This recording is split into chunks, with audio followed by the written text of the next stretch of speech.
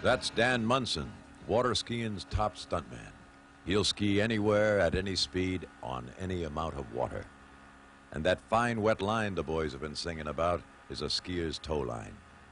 Today, Dan is at Big River, a stretch of the Colorado River near Parker, Arizona, where he hopes to become the first man to transfer from a boat to a plane's tow line in flight.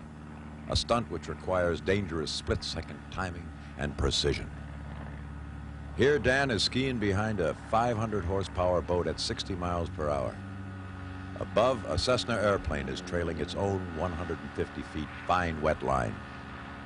Should the airplane's cables tangle in Dan's tow line, the plane would be yanked out of the sky, causing both Dan and the pilot certain critical injury. The plane is too high. Dan's attempt at this world's record fails.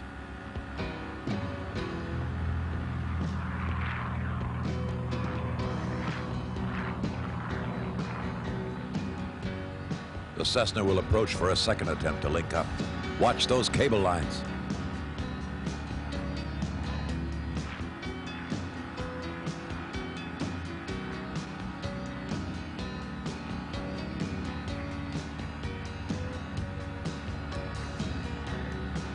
Dan reaches for the line. He has it, but the line tears through his hands so quickly the friction causes severe burns. Dan falls, hitting the water at 60 miles an hour, a speed great enough to injure or kill an untrained water skier. Dan is obviously frustrated. Regrouping with his support team, Dan discusses strategy while he picks up special gloves to cover his burned, cut hands. Dan has designed special equipment. The nylon rope's handle is twice the normal size and made from a strong, lightweight wood so that should he be hit, the weight of the impact is lessened. In the foreground, we see a chase boat carrying trained medical personnel, equipped and prepared for any emergency.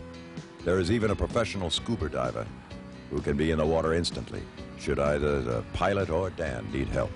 Dan knows the plane must come in lower, and lower means greater air density, making the plane even more difficult to maneuver. Dan is out to set a world's record, and he is not about to give up. Here's the third link-up attempt, as seen from the beach. The plane is very low. If Dan can manage to clip the plane's line, he will instantly accelerate to 20 miles per hour, enough to jerk a normal man's arm from its socket. He made it! The plane is towing him at 80 miles per hour. Around that bend in the water are churning rapids. It takes split-second timing for Dan to release his line just as he approaches that bend.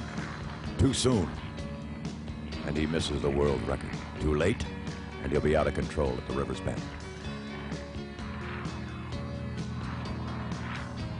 Dan finally releases the tow line from his end as the plane approaches 90 miles per hour. Dan has a new world record.